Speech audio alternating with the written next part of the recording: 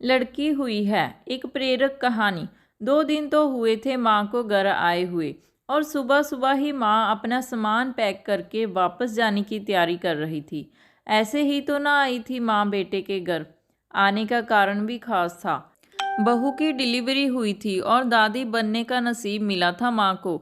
माँ दौड़ी दौड़ी खुशी खुशी अपने कॉलेज से छुट्टियाँ लेकर आई थी, अपने पोते का मुंह देखने के लिए। एक बड़े कॉलेज में लेक्चरर होने के बावजूद माँ की सोच अभी भी ऑर्थोडॉक्स टाइप की थी, जो पहले से ये सोचकर बैठी थी कि पोता होगा तो अच्छा होगा। माँ के अरमानों पर तब पानी फिर गया जब बहू ने बेटे को नहीं, बेटी को जन्म दिया। हालांकि माँ ये सब अपने चेहरे पर दिखाना नहीं चाहती थी, लेकिन उनका बर्ताव सारी बातें बयां कर रहा था। माँ को वापस जाने की तैयारी करता देख बेटा माँ के पास आया और माँ से बोला, माँ 2 दिन तो हुए हैं तुम्हें आए हुए और तुम जाने की तैयारी कर रही हो। अरे बेटा, तुम तो जानते ही हो कॉलेज फिर से शुरू हो गए हैं। तुम्हारे पापा और मेरे लेक्चर फिर से शुरू करने पड़ेंगे। ज़्यादा छुट्टियां भी तो नहीं ली थी मैंने, जाना तो पड़ेगा। लेकिन तू चिंता मत कर, थोड़े दिन बाद मैं और तुम्हारे पापा दोनों ही वापस आएंगे। अगले दिन सुबह सुबह माँ नहा धोकर जाने के लिए तैयार थी। बेटा किचन से चाय बनाकर माँ को देता है। माँ बेटे को बहू और पोती के बारे में पूछती है। बेटा कहता है, दोनों सो रहे हैं। माँ बेटे से कहती है, खुशी की बात है बेटा, तेरे यहाँ लक्ष्मी ने जन्म लिया है। लेकिन मेरी मानो तो अब तुम और बहू मिलकर एक और बच्चा प्लान कर लो, ताकि तेरी फैमिली पूरी हो जाए। हो सकता है मेरी बातें तुम्हें पुराने ज़माने की लगें, लेकिन थोड़ा प्रैक्टिकल होकर सोचो।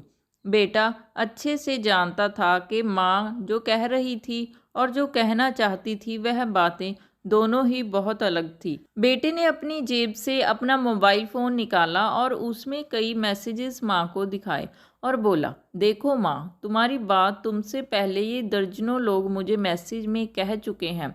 हर कोई डायरेक्टली या इनडायरेक्टली मुझे यही कहने की कोशिश कर रहा है कि बेटा होता तो अच्छा होता, या फिर आगे बेटे के लिए ट्राई करो। माँ तुम चाहे मुझे जो भी समझाने की कोशिश करो, लेकिन मैं यही कहूँगा कि तुम और पापा दोनों ही अभी भी पुरानी सोच को पकड़े हुए हो। और ऐसा मुझे इसलिए कहना पड़ रहा है क्योंकि अगर मेरा बेटा हुआ होता तो आप इतनी जल्दी जाने की तैयारी ना कर रही होती और उसे अपने हाथों में लेकर यहाँ से वहाँ खिला रही होती, और पापा भी यहाँ पर होते। 21वीं सदी में जी रहे हैं हम, फिर भी ऐसी मान्यताएं, और आप दोनों से मुझे ये उम्मीद ना थी। आप हजारों बच्चों को लेक्चर देते हो और खुद इस तरह के विचार रखते हो। अगर आप ऐसा मानते हो कि बेटा और बेटी दोनों होंगे तभी फैमिली कंप्लीट होगी, तो मेरे एक सवाल का जवाब दीजिए कि मैं अकेला क्यों हूँ? मुझे कोई बहन क्यों नहीं है? माँ के पास बेटी के सवालों का कोई जवाब ना था। वो अपनी नज़रें झुकाए वहाँ से चली गई। बेटा अपनी माँ से बहुत प्यार करता था, वह बिल्कुल उनका अपमान नहीं करना चाहता था, लेकिन गलत विचारों का समर्थन करना भी उसे ठीक नहीं लगा। ये सारी बातें बहू ने भी सुन ली थी। बेटे ने उसके पास जाकर उसका उतरा हुआ चेहरा देखकर उसे समझाते हुए कहा, देखो चारू, तुम्हें माँ की बातों से या किसी और की बातों से परेशान होने की ज़रूरत बिल्कुल नहीं है। मुझे कोई फ़र्क नहीं पड़ता कि मुझे बेटा हुआ है या बेटी। मेरे लिए यही बड़ी बात है कि मेरी बेटी स्वस्थ है और खुश है। चारू बोली, मैं माँ की बातों से या किसी और की बातों से बिल्कुल परेशान नहीं हूँ, लेकिन हाँ, मैं परेशान ज़रूर हूँ। मैं एक समाज सेविका हूँ और मैं हर दिन कई लड़कियों से मिलती हूँ।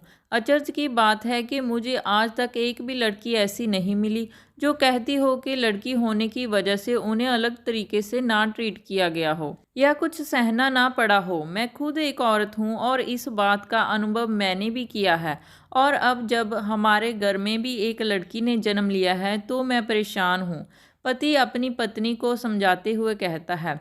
कल्पना चावला, रानी Lakshmibai, PV Sandhu, Pratibha Patil, mother Teresa, Kiran Bedi, list इतनी लंबी है कि कभी ख़त्म ही ना हो। क्या इन सब ने ये सब फेस नहीं किया होगा? ज़रूर किया होगा, लेकिन उन्होंने दुनिया को जो साबित करके दिखाया है और जिस मुकाम पर वह पहुंची हैं, वही हर लड़की को हौसला देने के लिए काफ़ी है। और इन सब में जो सबसे पहला नाम आएगा जो हमारी बेटी को हौसला देगा, वो होगा चारू शर्मा का, यानी कि तुम्हारा। हमारी बेटी की हिम्मत और ताकत बनोगी तुम। तो दोस्तों अगर आपको ये कहानी अच्छी लगी तो हमें कमेंट करके ज़रूर बताना और हमारे चैनल को सब्सक्राइब करना ना भूलना। Thank you.